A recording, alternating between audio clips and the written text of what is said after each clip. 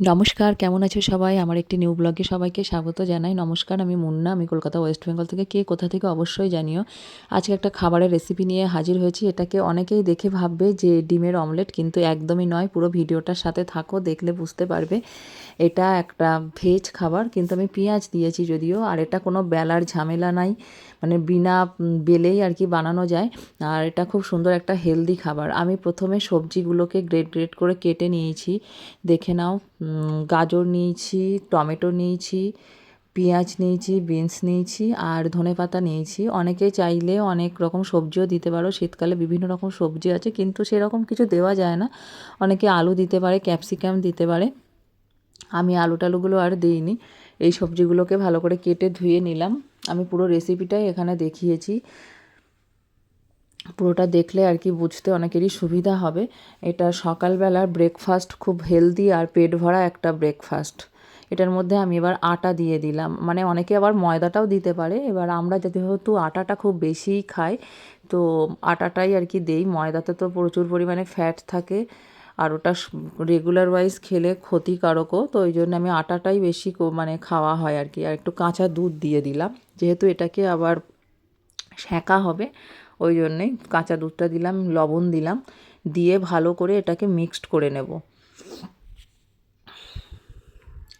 এই যে দুধটা কম হয়ে গেছে, পরে আমি আবার একটু দুধ অ্যাড করেছিলাম। এই মিশ্রণটা হবে একটু মানে লিকুইড টাইপের, যেটা ওই যে যেমন আমরা পিঠে টিঠে বানাই না, তেলের পিঠে টিঠে তার মিশ্রণটা যেমন বানাই, ঠিক সেই রকম ধরনের একটু মানে লিকুইড লিকুইড। এর মধ্যে আমি একটু ভাজা মশলা অ্যাড করে দিলাম, যার জন্য স্মেলটা খুব সুন্দর হবে। ভালো করে এবার মিশিয়ে নিলাম। এটার সাহায্যে বেশ তাড়াতাড়ি মেশানো যায় আর কি, হ্যান্ড ব্লেন্ডার দিয়েই তাড়াতাড়ি মেশানো যায়। এবার আমি এটা করে নিলাম। আর এটা খুব তাড়াতাড়ি বানানো যায়, খুব ইজি প্রসেস, আর খুব হেলদি খাবার, একটা পেট ভরা খাবার। বাচ্চারা তো খুবই পছন্দ করবে। আমার তো বাচ্চাদের নিয়েই সংসার, মানে বাচ্চাদের জন্যেই আর কি নিত্য নতুন রেসিপি আমি একটু চেষ্টা করি, যাতে ওদের আর কি খাওয়ানো যায়। শাক সবজি এগুলো বাটারে সেঁকলে খুব ভালো লাগে, ঘি বাটারে, মানে তেলে অতটা ভালো লাগবে না। ঘি বাটারটাই বেশি ভালো, স্মেলটা খুব সুন্দর বেরোয়। আমি একটা তাওয়া গরম করে বাটার দিয়ে দিলাম, তার মধ্যে এবার এইটা চামচে করে করে দিয়ে দিলাম, দিয়ে বেশ ভালো চারিদিকে ছড়িয়ে ছিটিয়ে দিলাম। এটা বেশ ভালো জিনিস, কোনো মানে শাকার আর কি ঝামেলা নাই। তারপরে আমি একটু ঢেকে দেব, যে সবজিগুলো একটু তো টাইম লাগবে, একটু মানে সেদ্ধ না হলে হয় না। দেখতে দেখতে দেখো হয়েও গেল। এই যে মানে ফেটে ফেটে যাচ্ছিলো আর কি, তাড়াহুড়ো করেই করছিলাম। একটু ধীরে সুস্থে করলে ভালোই হয়।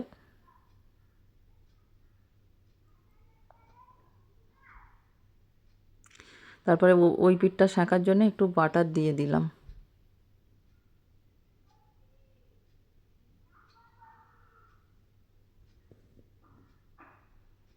এই ব্রেকফাস্টটা খুব হেলদি একটা ব্রেকফাস্ট, যেহেতু এর মধ্যে সবজি থাকছে, দুধ থাকছে। অনেকে চাইলে ডিমটাও অ্যাড করতে পারো, কিন্তু আমি এখানে ডিম দিইনি, ডিমটাও দেওয়া যেতে পারে। তো কেমন লাগলো একটু জানিও। আর যারা এখনও ট্রাই করোনি, তারা একটু ট্রাই করো, দেখো, এটা অসাধারণ খেতে লাগে।